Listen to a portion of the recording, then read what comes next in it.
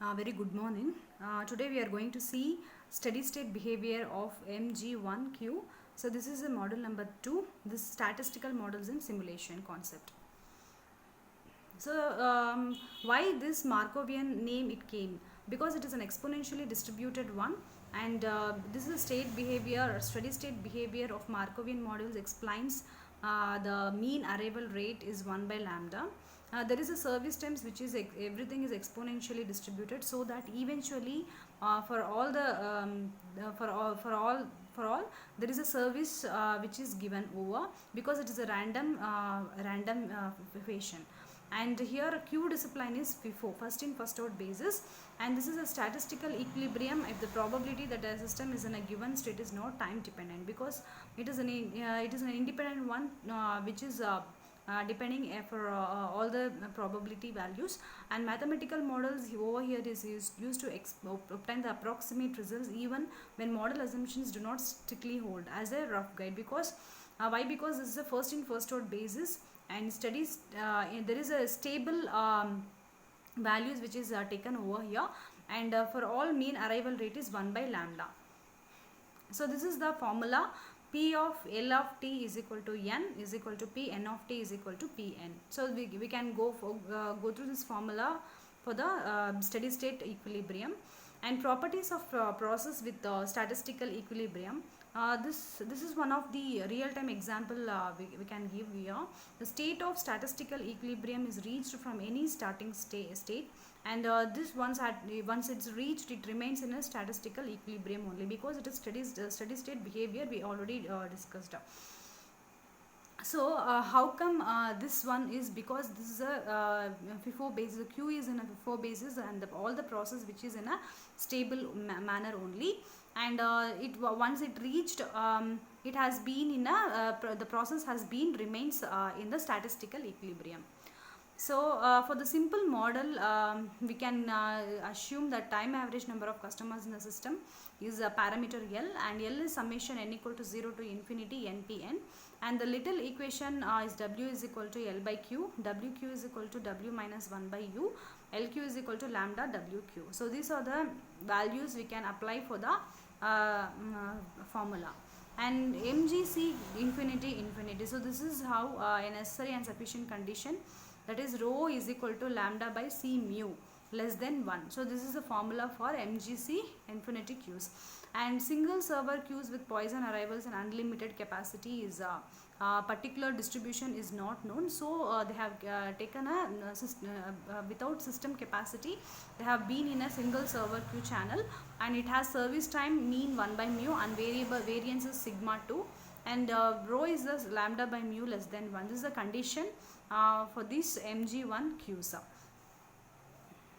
And here rho is lambda by mu, and Pn is equal to 1 minus P, and all the parameters L, W, L, Q and WQ, all the things which is in a system, and time average in a system, otherwise in a queue. And based on these formulas and parameters, we can get the service times of mean and variance, and which is in a steady state behavior. So all the things it depends on the Q discipline and Q behavior. Depend upon that behaviors, it will be taking as it is. And so rho is the server equilibrium, and probability of empty system for Pn, and remaining things and all long run measures of either in a system or in a queue. There is no simple expression for the steady state probabilities. So L minus LQ is equal to rho. So the time average number of customers being served, because if for example, if number of customers waiting in a system, and if simultaneously some other customers is in on another way, it won't affect any ongoing operations. It won't affect any ongoing operations, and it doesn't interrupt any thing. As it is, all the operations will be going separately, individually it will be happening, and then it won't affect with each other. So average length of Q can be rewritten as we can say it as sigma square. That is there is a formula for average length of Q.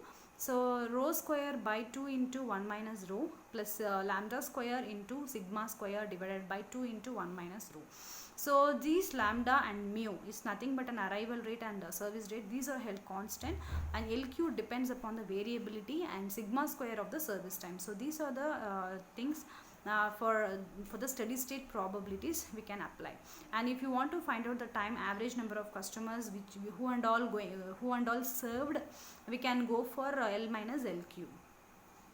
So for example, they have given two workers competing for a job, and it able claims to be faster than Baker on average, but Baker claims to be more consistent. What they are coming to say is two workers competing for a job. So conflicts may occur, so that there is a Poisson arrival rate we can see 1 by 30 per minute, and there is an ability 1 by mu to 24 minutes, and there is a 400 minutes for standard deviation. If you apply in this LQ, so in this LQ, we can find out the average length of the queue. LQ is equal to rho square divided by 2 into 1 minus rho plus lambda square sigma square divided by 2 into 1 minus rho. So if you apply this in this thing, we will be getting an average length of queue, that is a 2 point. We will get a customers. How many customers have been into that state? How much it claims faster than Baker on average, everything we can find out. So the proportion of arrivals who find able idle and thus experience no delay, that is 1 minus P. So this formula we can take it off, 1 minus P. So Pn is equal to 1 minus P. This is the probability of empty queue. So Pn is equal to 1 minus P.